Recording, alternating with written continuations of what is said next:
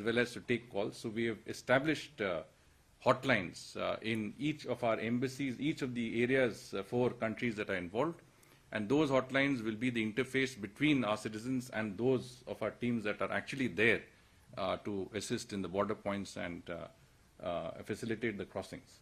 The ministry would also take out a 24/7 hotline, which would be open in terms of social media. We would provide inputs, advisories, guidance as often as possible. So please look out for that. Now, let me also point out that the area around Kyiv seems to be a conflict area. The area in the east of Ukraine, which is Kharkiv, Suma, and down, of course, these are all conflict areas. And then if you come down towards the Crimea, you see the Odessa area, these are conflict areas. And here, obviously, our advice is to stay as carefully within shelters as possible, unless we have advised otherwise. We have sent a team now, that is the latest development. Our External Affairs Minister has spoken to the Foreign Minister of Moldova. Yesterday he spoke to the Foreign Minister of Hungary. And we have sent, we will have a team in Moldova in place by tomorrow morning. This team will facilitate the crossings of our citizens who are around Odessa and that area, because that is a problematic area also. And we will try and facilitate their crossings into Moldova and then Romania, where they can be picked up to be brought back to India. So this will give you a very brief sense of the lay of the land and how we plan to ensure that we get as many of our citizens out as quickly as possible in as orderly a manner, given the within the constraints of the situation that is unfolding before us. If we can, yeah, here you can see the location of our various MEA teams that are in different parts of the country, essentially along the borders with Hungary and Slovakia, with Poland, and down with Romania and Moldova. These are where our teams are located. They keep going in and out of Ukraine, but they are along the border areas there. Next, please. These are all the flights that you have. You see, 4 flights have already concluded. 4 flights have either brought or bringing people back as we speak. There are another 2 flights which are going to be leaving tonight and tomorrow. And there is a range of flights. If we can go to the next also. It covers all of it. Yes, sir. Yeah. So there is a range of flights that we have already scheduled. And essentially our plan is to ensure that as we have a number of our citizens in any of the points that are there, a flight is ready even before they get there.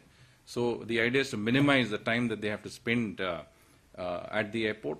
We have, through our Ministry of Civil Aviation and with the cooperation of all the airlines, organized a number of aircraft that are ready to go at short notice, pick up our citizens and bring them back to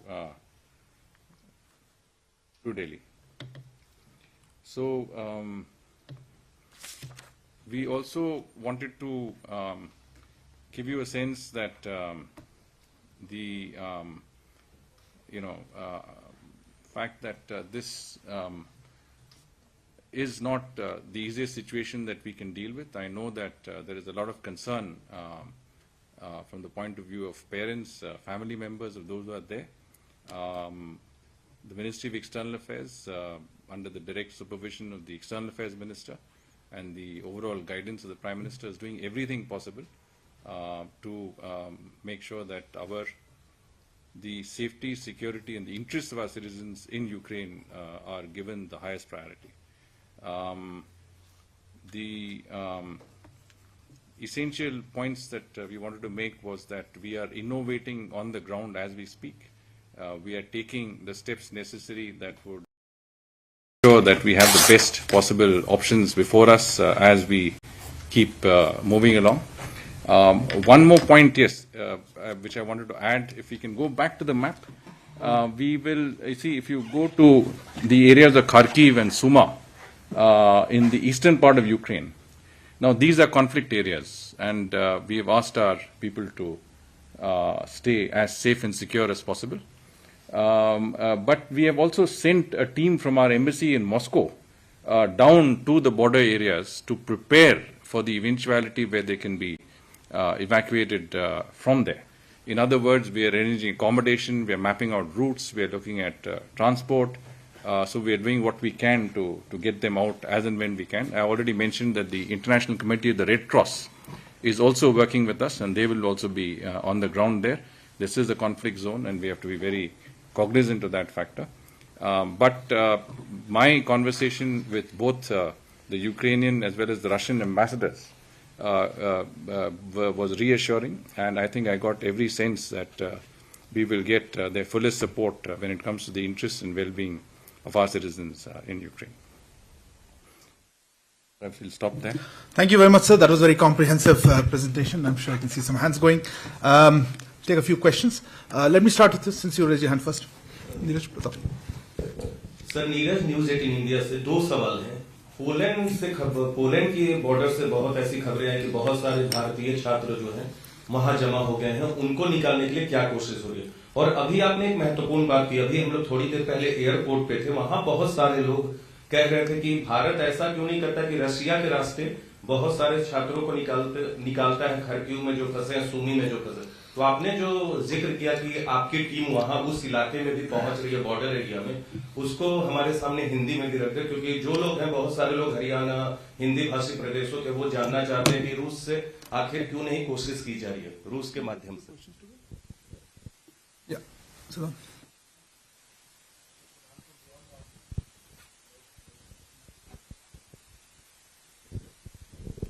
So Siddharth from Beyond, my question is, there are reports of Indian students being attacked by the forces on the Ukrainian side, especially when it comes to border with Poland. If you can give some details, is it true, or in a sense that the MEA teams are reaching out to the authorities so that violence is not used against these Indian students?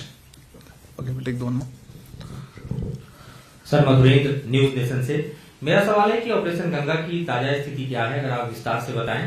कितने Indian अभी तक निकाले जा चुके हैं और कितने अभी तक शेष हैं, और हमारे प्लान के मुताबिक कितना समय और लगेगा इस पूरे ऑपरेशन को कंप्लीट करने में? Okay, so we'll take the last there. Shringla.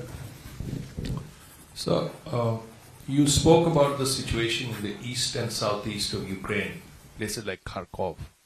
Now, could you tell us, please, how many Indians, including students, are there in an area that you would say is east of Ukraine or southeast of Ukraine, of the 15,000 or 14,000 left?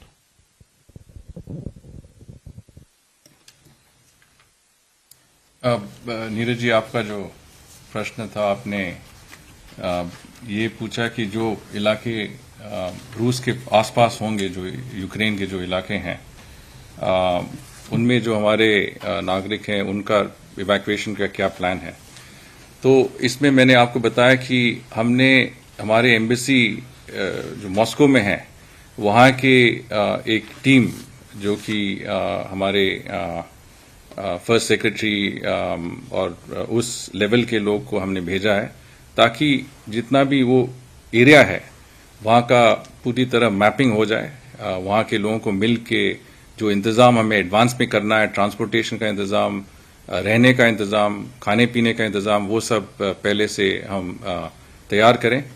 अभी तो ये conflict zone है, जैसे हमें सूचना मिलेगा कि इस एरिया से हम हमारे नागरिकों को इवैक्यूएट कर सकते हैं, तो वो ऑप गंगा वहाँ पे ऑपरेशनल हो जाएगा।